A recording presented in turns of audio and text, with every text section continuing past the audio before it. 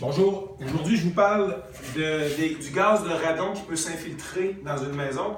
Une bonne façon de stopper l'entrée du gaz, c'est surtout lors d'une vieille construction. Comme ici présentement, c'est une vieille maison, une maison des années 80.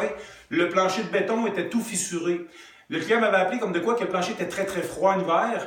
On a enlevé le vieux contreplaqué, on s'est rendu compte que tout le béton à l'intérieur était en pente, était fissuré de partout. Et donc l'humidité migrait du sol vers le plancher, ce qui tenait le plancher de la fondation vraiment froid. Donc, on a conservé le soufflage antérieur de la construction. J'ai proposé au client de gicler à l'uréthane partout de façon à combler les fissures dans le béton. Préalablement, les fissures dans le béton étaient très très prononcées. On les a réparées avec un ciment extensible qu'on achète là, chez les vendeurs de béton spécialisés, dans le Sikaflex, la marque Sikaflex. Ça sert à calfeutrer les grandes infiltrations, les grandes fissures, puis il y a une certaine flexibilité. Ensuite, on a giclé l'uréthane partout entre le soufflage du plancher.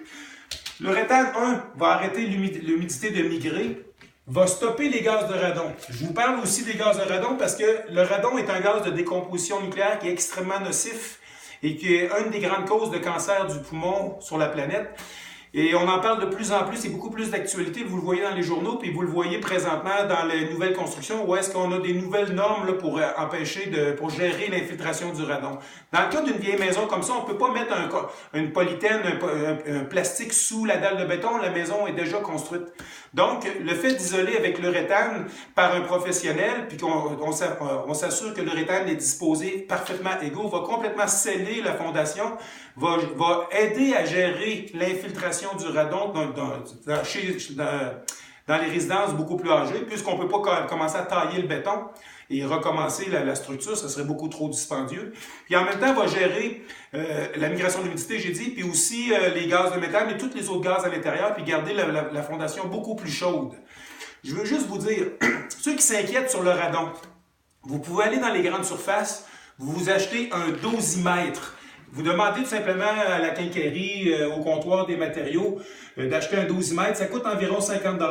Vous devez l'utiliser pendant 3 mois à l'intérieur de la maison. Donc, le dosimètre que vous allez acheter, vous allez l'utiliser en période de chauffe, soit décembre, janvier, février, mars.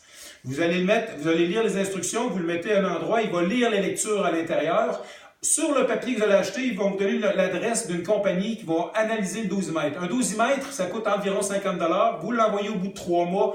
Un autre 50 $ pour avoir vos résultats. De cette façon-là, vous allez avoir les résultats si vous avez, oui, du radon. 2, si la quantité de radon que vous avez dépasse 200 becquerels par mètre cube. Par contre, oubliez les statistiques, la firme spécialisée qui va analyser la lecture va vous confirmer ce que vous avez, puis à partir de là, vous allez être référé à une compagnie spécialisée qui va pouvoir régler votre problème, si jamais vous en avez un, ou simplement vous allez avoir le cœur net à savoir est-ce que j'en ai chez nous. Merci. Puis si vous avez des questions, gênez-vous pas, posez-moi des questions sur mon site, puis à ce moment-là, je peux faire des capsules pour répondre à vos questions.